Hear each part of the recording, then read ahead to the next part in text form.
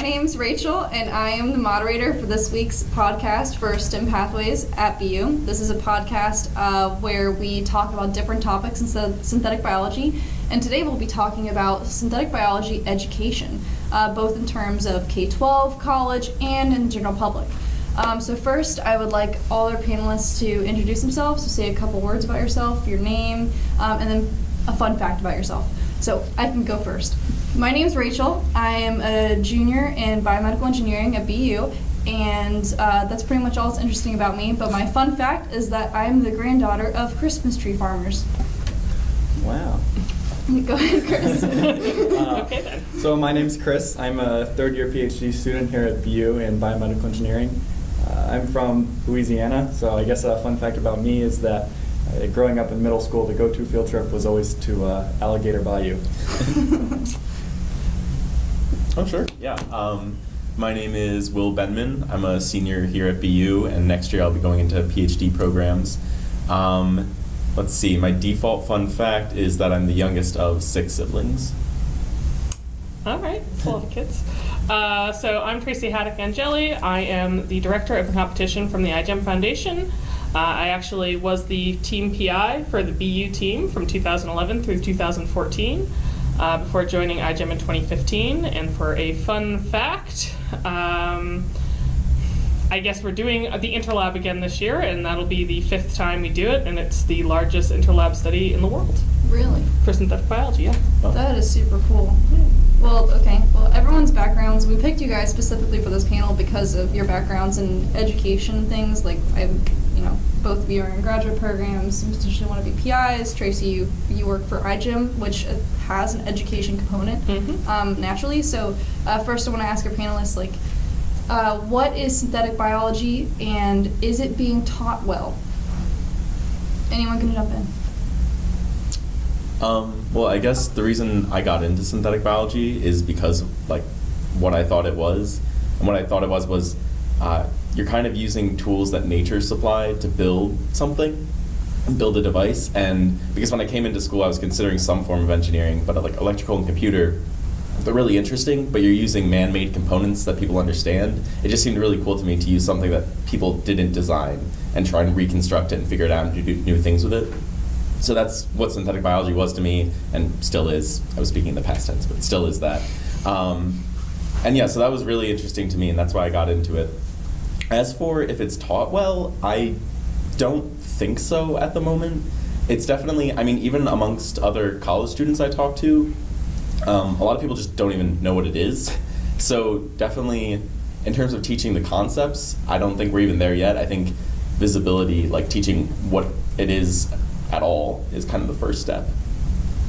And also, why is it important to teach? Forgot to throw that in there. Oh, right. Well, yeah, and it's definitely important because I definitely believe, in addition, it was a great combination for me when I decided to get into it more, because it's really interesting as a concept, building things using nature, but it's definitely also going to be really important in the next couple decades, I think, because you have all these gene therapies, all these devices, basically things you can do with biology that you can't do with any other form of technology in terms of health and resource production. So it's definitely going to be something that's really important in the coming decades, and getting people in on it before it blows up, getting them on the ground floor, is definitely something we'd want to do, I think.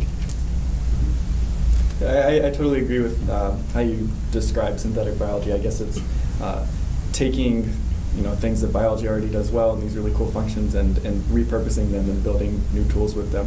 I think it's really neat to build tools on that scale.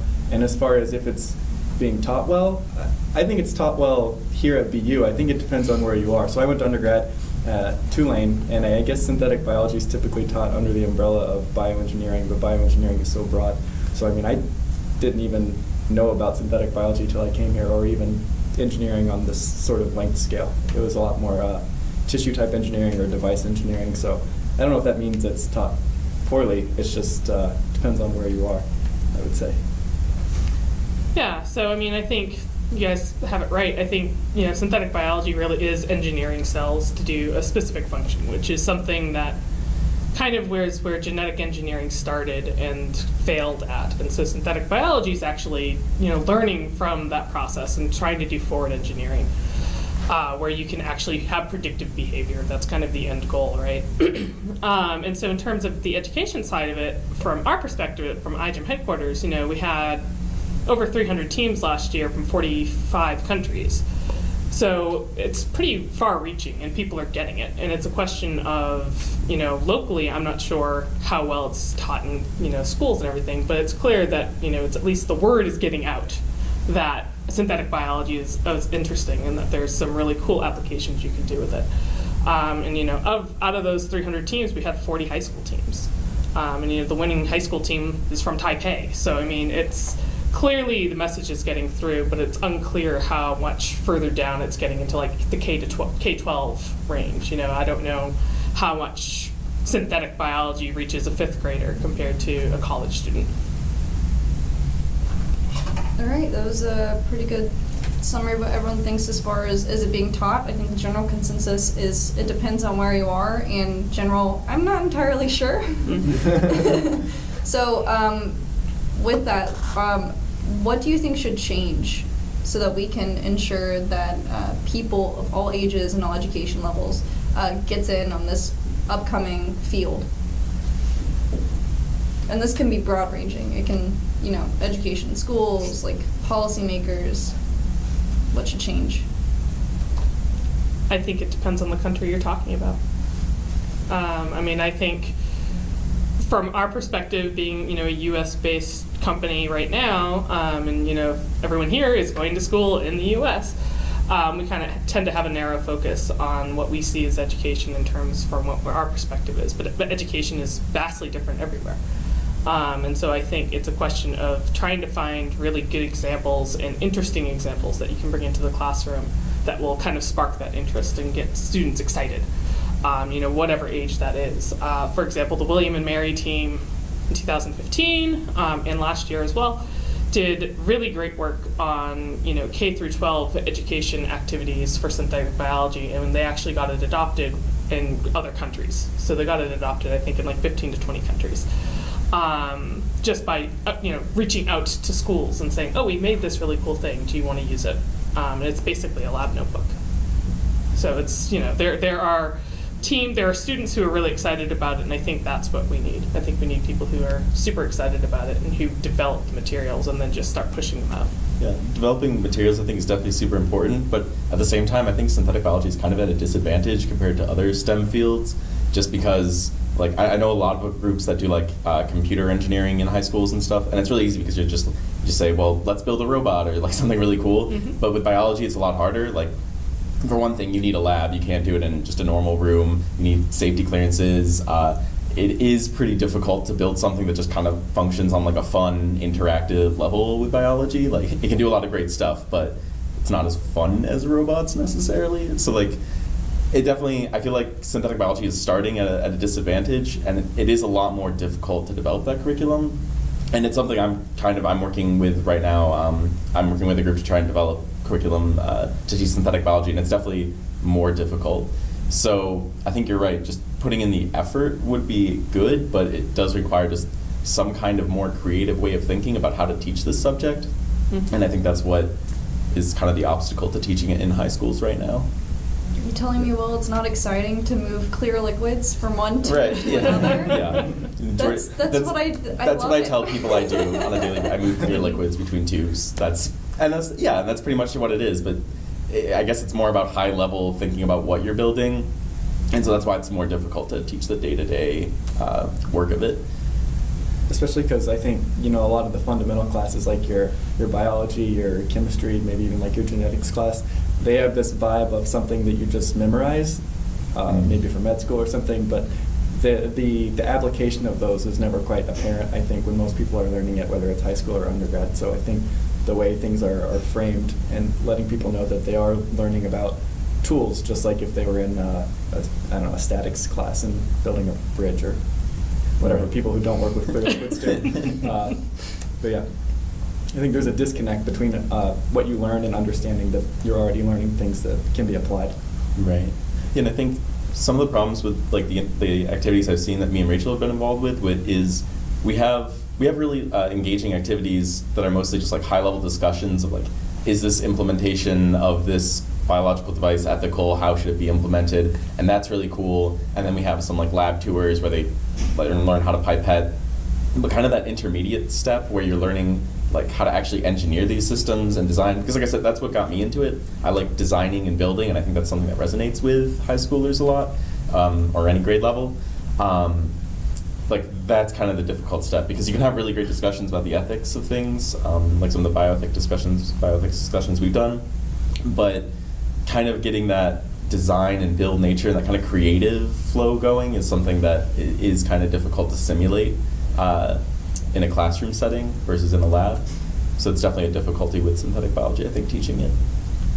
Yeah, I think the other area, like for local students at least, there's BioBuilder, right? And so BioBuilder spun out of MIT with Natalie Kildell, and they actually use the distribution kit, and they train students how to design, and they actually teach students pretty much. High school is kind of their focus, but I know they're expanding beyond that.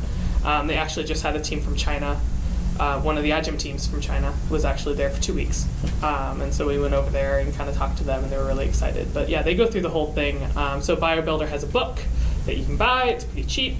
It goes through explaining all of the background of what synthetic biology is and how you design things and the engineering aspects of it. And then they actually have lab space where they, will teach local students and also, obviously, students from elsewhere about synthetic biology. And so it's kind of a very specialized, 1 to 2 week course that you can also take. So there are other folks kind of doing that type of work. So that just brings me to the question, should there, because it seems BioBuilder is like a very intense kind of synthetic biology course, right? Mm-hmm. So should we be putting in the college curriculums like classes on synthetic biology? Like, and you would take circuits, mechanics, and then molecular bioengineering? And should we also potentially make that like an AP course in high schools? Like, is it broad enough now that we could potentially do that, and that would be a cool class for people to take?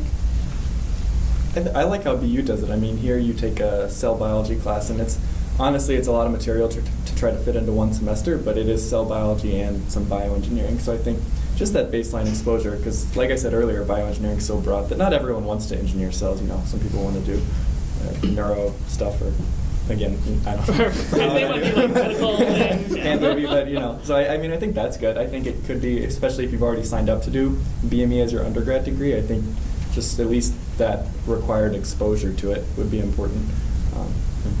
So I think the normal trickle-down effect that you see for these types of topics is you start graduate school. And so there are programs now in the UK where you can get a PhD in synthetic biology. And we're seeing that more and more. And so from there, the coursework is developed at the graduate level, and then it starts coming down into the undergraduate level. And then from there, it usually goes down into the high school level. So that's kind of generally how it starts, because synthetic biology is such a young field. It really was started in the early 2000s, which for biologists, right? Biologists is, when did biology start? Does anyone have a day? But we can kind of point to the first papers of synthetic biology from like 2002, 2003. And so the fact that it is such a young field, I think that's kind of how it starts, is we start having PhDs in synthetic biology. Instead of PhDs in biomolecular engineering and PhDs in biology, you actually have a synthetic biology degree. And then it starts to kind of trickle down from there. Yeah, I think I've definitely noticed that, like now that you mention it, I kind of see it, because I've only heard about synthetic biology very briefly in an undergrad class I took, PE 209. And then that's kind of what got my interest in it. And then I had to basically learn everything about it just by working in a lab and talking to people. Through iGEM. Through iGEM, yeah, the iGEM program, great program. Shameless plug. It's my entire life right now. Mine too. You